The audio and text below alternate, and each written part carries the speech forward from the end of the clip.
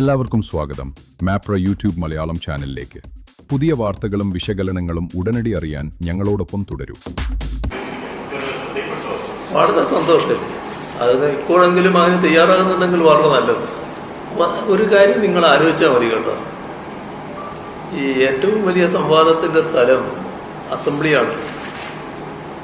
Assembly സാധാരണ തെരഞ്ഞെടുപ്പിന്റെ തൊട്ടു മുൻപുള്ള അസംബ്ലി എന്ന് പറഞ്ഞാൽ ഈ ഭരണപക്ഷത്തെ അങ്ങനെ എരിവരി കൊള്ളിക്കുമല്ലോ പ്രതിപക്ഷം, ഏത് പ്രതിപക്ഷമായാലും. കാരണം തെരഞ്ഞെടുപ്പിലേക്ക് പോവുകയാണ്. ഈ കഴിഞ്ഞ അസംബ്ലിയിൽ എന്താ ഉണ്ടായത്? കഴിഞ്ഞ അസംബ്ലിയിൽ ആദ്യഘട്ടം നയപ്രഖ്യാപന പ്രസംഗത്തെക്കുറിച്ചുള്ള ചർച്ചയാണ്. 3 ദിവസം ചർച്ചയുണ്ട്. 2 ദിവസം പ്രതിപക്ഷം ബഹിഷ്കരിച്ചു. 1 ദിവസം കാട്ടിക്കൂട്ടി കണക്കൊപ്പിച്ചു എന്ന് പറയാം.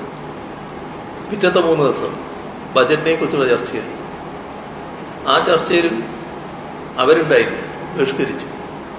യഥാർത്ഥത്തിൽ ഗവൺമെന്റിനെ കുറിച്ച് വലിയ വിമർശനങ്ങൾ ഉണ്ടെങ്കിൽ അത് ഉന്നയിക്കാനുള്ള അവസരമില്ല. ഇനി ഇത് മാത്രമല്ല, അത്തരമൊരു സഭാ സമ്മേളനമാകുമ്പോൾ നമ്മുടെ ഗവൺമെന്റിന്റെ കൊള്ളരുതായ്മകൾ ഉണ്ടെങ്കിൽ അത് ഏറ്റവും കൂടുതൽ പുറത്തുകൊണ്ട് വരുമല്ലോ. മന്ത്രിമാരുടെ അഴിമതി അതുപോലുള്ള കാര്യങ്ങളൊക്കെ ഭയങ്കരമായിട്ട് ഉന്നയിക്കണം. ഒന്നും ഉന്നയിച്ചില്ല, ഒന്നും ഉന്നയിക്കാനില്ല. പിന്നെ അടിയന്തര പ്രമേയം, ഒരടിയന്തര പ്രമേയം അവതരിപ്പിച്ചില്ല. ഇതൊക്കെ നമ്മുടെ അനുഭവത്തിലുള്ള കാര്യമാണല്ലോ. ഇനി ഒരു തെരഞ്ഞെടുപ്പിലേക്കൊക്കെ പോകുമ്പോൾ ഗവൺമെന്റിനെതിരെ ഒരു കുറ്റവിചാരണ നടത്താൻ പ്രതിപക്ഷം തയ്യാറാവില്ല. ഏത് പ്രതിപക്ഷമായാലും അതിനവർക്ക് ഏറ്റവും പറ്റിയ മാർഗം ഒരു അവിശ്വാസ പ്രമേയം കൊണ്ടുവരില്ല. അവിശ്വാസം പാസ്സാവുന്നുള്ളവരല്ല, നല്ലതുപോലെ ഗവൺമെന്റിനെതിരെ പറയാം. എന്താ ചെയ്ത്? പലതും ചെയ്തു. അപ്പൊ ഇതിൽ നിന്നെല്ലാം ഒളിച്ചോടുന്ന നിലയുണ്ടായത്. എന്തുകൊണ്ടാണ്? സഭാതലത്തിൽ പറഞ്ഞാൽ ആ പറഞ്ഞ കാര്യങ്ങൾക്ക് മറുപടി കിട്ടും. ആ മറുപടി താങ്ങാൻ അവർക്ക് കഴിയില്ല. എന്തെങ്കിലും ഇവിടെ ഇപ്പോ പ്രചരിപ്പിക്കുന്നത് പോലുള്ള ഒരു നുണയും അവിടെ അങ്ങനെ പറയാൻ പറ്റില്ല. അത് പറഞ്ഞാൽ നേരേറ്റ് പോയി മറുപടി കിട്ടും. അപ്പൊ അതിൽ നിന്ന് ഒളിച്ചുവിടുകയാണ് ഉണ്ടായത്. ഇതാണ് നമ്മുടെ കേരളത്തിലെ പ്രതിപക്ഷം സ്വീകരിച്ച നേര. ഇപ്പോ കേരളത്തില് എല്ലാ ദിവസവും കേരളത്തിന്റെ കഴിഞ്ഞ പതിറ്റാണ്ടിലുണ്ടായ വികസനത്തിന്റെ ചില കാര്യങ്ങൾ അതാണ് പത്രസമ്മേളനങ്ങളിൽ പറഞ്ഞു പോകുന്നത്. സാധാരണഗതിയിൽ അദ്ദേഹം അത് ശ്രദ്ധിക്കുന്നുണ്ടാവും. അതിനെന്തെങ്കിലും മറുപടി അദ്ദേഹം ഇതേവരെ പറഞ്ഞിട്ടില്ല. അത്തരം കാര്യങ്ങൾ ഇപ്പോഴും അതിന് തയ്യാറാകുന്നുണ്ടെങ്കിൽ നല്ലത് തന്നെയാണ്. ആദ്യം കേരളത്തിന്റെ വികസനത്തിന് എന്ത് പങ്കുവഹിച്ചു? ഈ 10 വർഷം നാടിന്റെ വികസന കാര്യങ്ങളിൽ ഏതെങ്കിലും തരത്തിലുള്ള ആരോഗ്യകരമായ സമീപനം സ്വീകരിച്ചിരുന്നു? ഏറ്റവും പ്രധാന പ്രശ്നം, നമ്മുടെ നാടിന് അർഹതപ്പെട്ടത് കേന്ദ്രം നിഷേധിക്കുന്നു. അങ്ങനെ നിഷേധിക്കുമ്പോൾ കേരളം എന്ന് പറഞ്ഞാൽ ഈ UDF 2018 മഹാപ്രളയം. ആ 18 നോക്കിയാൽ 2 വർഷം മുൻപ് കേരളത്തിൽ അധികാരത്തിലിരുന്നവരല്ലേ? 16 വരെ മാറി മാറി അധികാരത്തിലിരുന്നവരല്ലേ? അപ്പൊ സാധാരണഗതിയില് അവര് ഇതുമായി ബന്ധപ്പെട്ട് കേരളത്തെ അവഗണിക്കുക, കേരളത്തിന് അർഹതപ്പെട്ട് നിഷേധിക്കുക എന്നൊക്കെ വരുമ്പോൾ കേരളത്തിന് വേണ്ടി ശബ്ദമുയർത്തണ്ടേ? ശബ്ദമുയർത്തിയോ?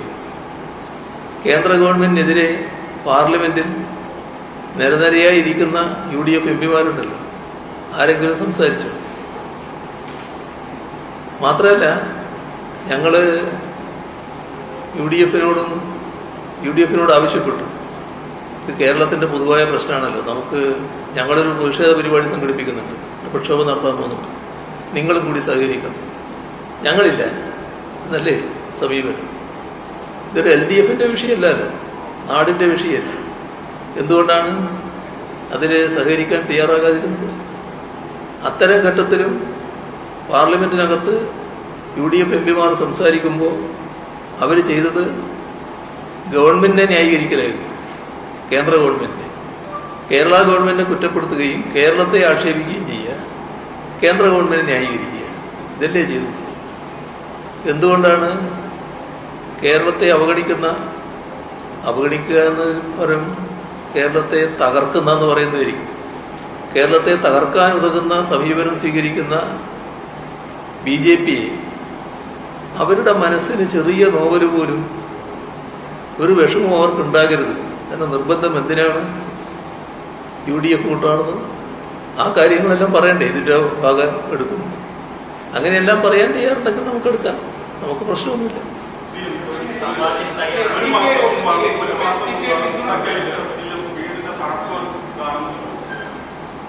അന്നത്തെ ചാനലുകളിൽ പിറ്റേ ദിവസത്തെ പത്രങ്ങളുണ്ട് CMന്റെ മടിയിൽ സന്തോഷത്തോടെ ഇരിക്കുന്ന നൈസാമുള്ള അതിന് തൊട്ട് മുമ്പ് പ്രധാനമന്ത്രി മുണ്ടക്കയിൽ സന്ദർശിച്ചപ്പോൾ ഇതേ കുട്ടി പ്രധാനമന്ത്രി ഉമ്മ വയ്ക്കുന്ന പത്രങ്ങൾ പറഞ്ഞു. അതിനുശേഷം പ്രതിപക്ഷ നേതാവ് ഈ കുട്ടിയെ ചേർന്നു. ഇവർ അന്നും ഇന്നും ഗ്യാരണ്ടി നൽകും. ഈ രണ്ട് പ്രധാനമന്ത്രിയും പ്രതിപക്ഷ നേതാവും നൽകിയ ഗ്യാരണ്ടികൾ ഇപ്പോഴും തുടരും. ഇത് LDF നൽകുന്ന ഗ്യാരണ്ടിയും മറ്റ് മുന്നണികൾ നൽകുന്ന ഗ്യാരണ്ടിയും വ്യത്യാസം.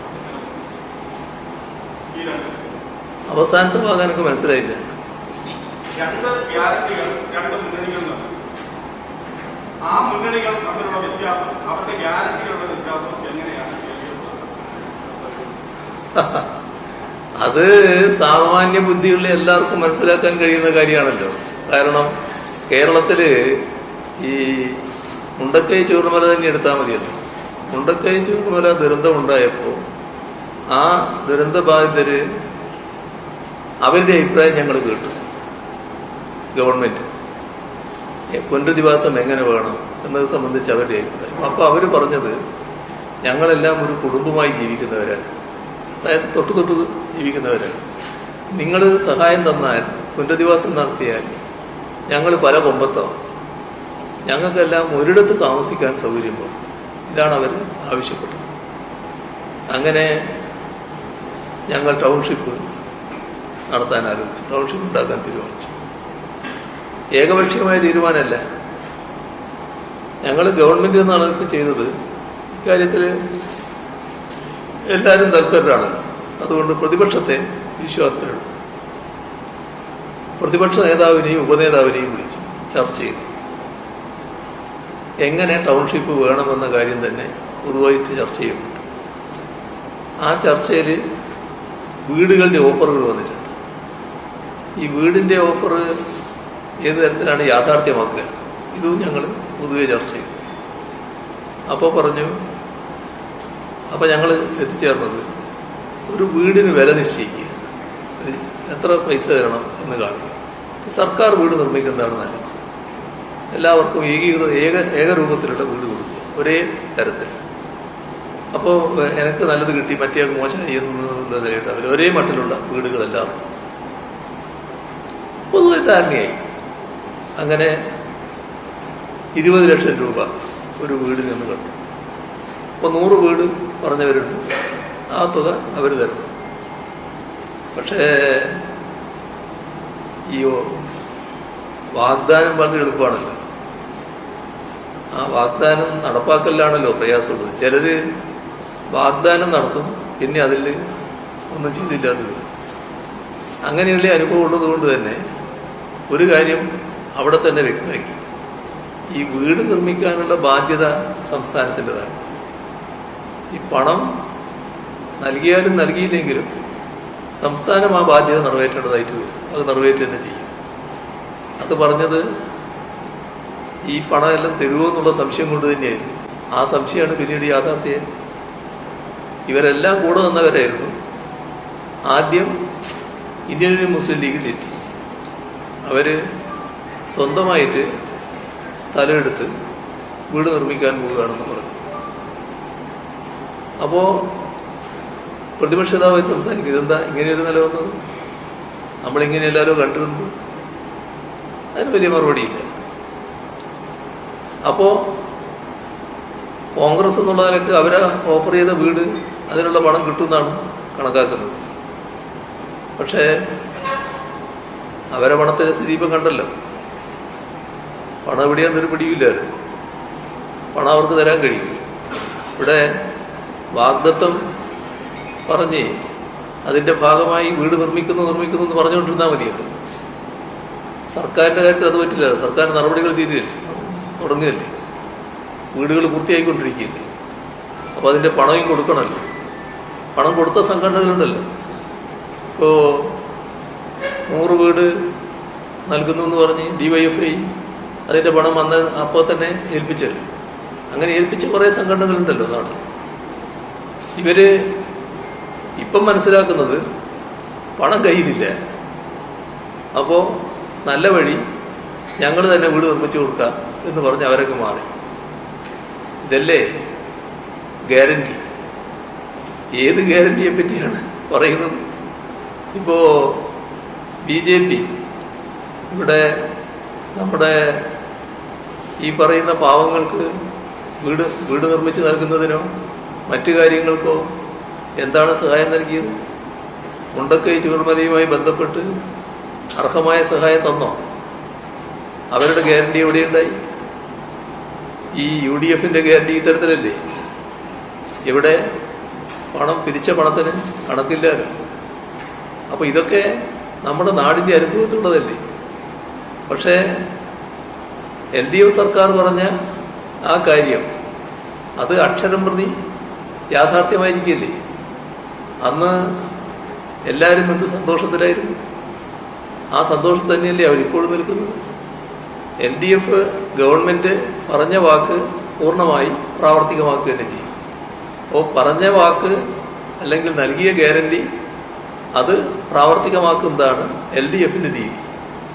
മറ്റവര് എല്ലാം പറയും, ഒന്നും നടപ്പാകില്ല എന്നതാണ് നമ്മുടെ നാടിന്റെ അനുഭവം.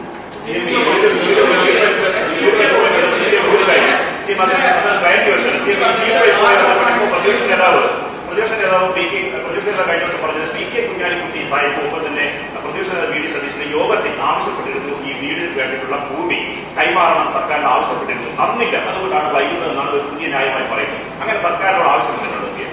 തീരെ ഇല്ലാത്തൊരു കാര്യം പറഞ്ഞാൽ നമ്മൾ എന്താ അതിനെപ്പറ്റി പറയാ?